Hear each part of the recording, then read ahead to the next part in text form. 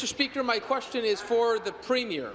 The Financial Accountability Officer's report on the Liberals' unfair hydro scheme wasn't shocking to the opposition. We have been saying all along this simply is a boring plan that kicks the can down the road. At the lowest estimate, this plan will cost taxpayers $21 billion, and at the highest, a staggering $93 billion. This plan is not about sharing cost, it's about saving seats. Not only will this cost the next generation billions of dollars, but the generation after that too. This is a short-sighted re-election scheme. Mr. Speaker, is this unfair hydro scheme really about burdening Ontario with another $93 billion of debt, or is it about helping the Liberal Party? Thank you very much, Mr. Speaker. Our Fair Hydro Plan is about helping people in this province. It's about helping mom-and-pop businesses on main streets, Mr. Speaker, and it's about helping farmers, Mr. Speaker. It's about people who need relief on their electricity bill getting that relief.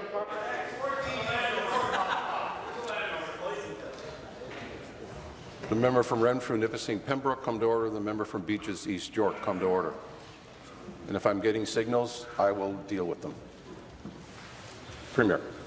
Mr. Speaker, the member for Renfrew Nipissing, in his usual thoughtful way, is heckling about the last 14 years. Mr. Speaker, over the last 14 years, we've invested in the electricity system in this province so that we have a clean, renewable system, Mr. Speaker, that had been degraded by the very party that the member opposite is a member of. And, Mr. Speaker, quite frankly, government after government had not made the investments that needed to be made. So electricity prices were kept artificially low, Mr. Speaker. The system was degraded. We had to make these investments, and, Mr. Speaker, we're spreading the cost of those investments over a longer period of time. That's fair today, and it's fair tomorrow, Mr. Speaker.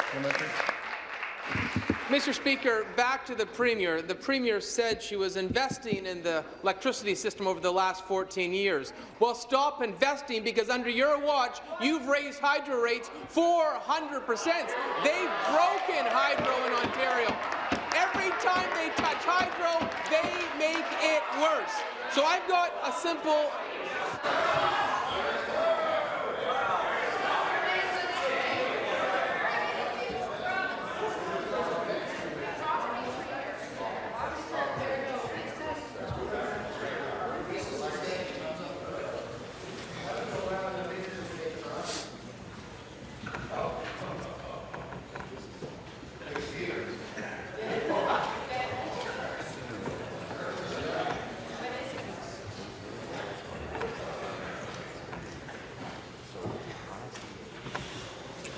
Leader.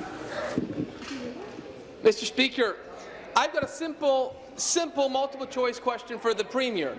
How many billions of taxpayer dollars is the Premier willing to spend on this hydro scheme for her re-election campaign?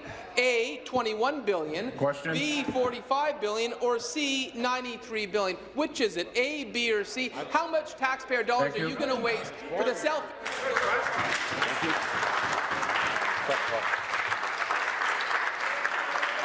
Seated, please.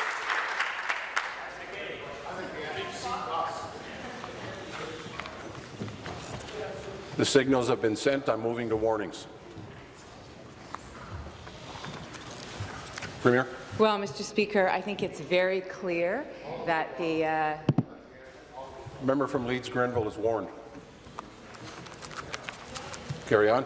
It's very clear that the Leader of the Opposition has a very different philosophy of how to grow this province and make it strong, Mr. Speaker. He would stop investing, apparently, in the new hospital in Moose and Moose Factory. He would stop investing in the transit that makes Bracebridge able to have a bus.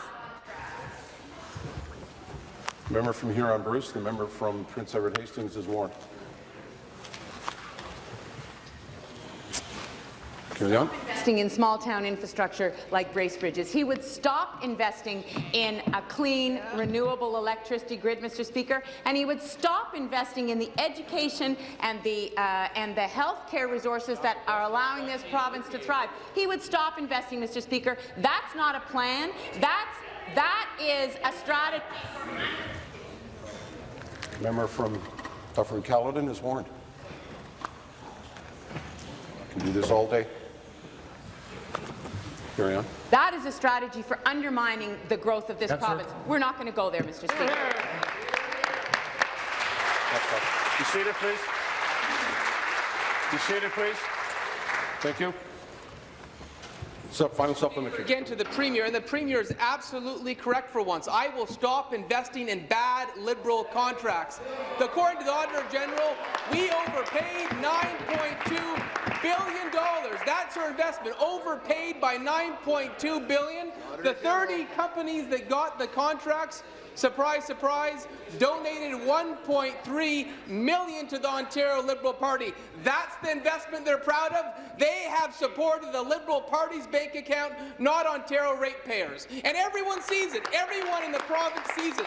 Just read the Globe and Mail this weekend. In the Globe and Mail, I quote, "Unless you're planning on living off the grid in Algonquin Park or moving out of the province by 2028, you will be materially worse off under this scheme than had the Liberals just left bad enough alone." Question. This plan is going to hurt Ontario. Why won't the Premier just do the right thing and admit they have broken hydro in Ontario? Stop trying to make it worse. Be seated, please. Be seated, please.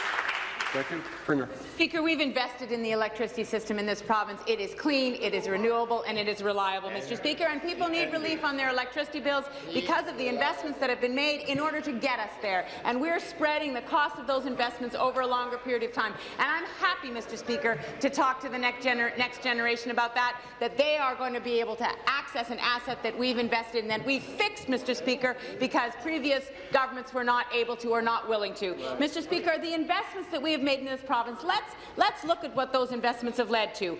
Ontario has created almost 700,000 new jobs since the recession, almost 300,000 since I became Premier, Mr. Speaker. Ontario's economic growth has led all G7 nations for the past 3 years. Our unemployment rate has dropped to 5.8%, Mr. Speaker, its lowest level in 16 years. That's what investment in the province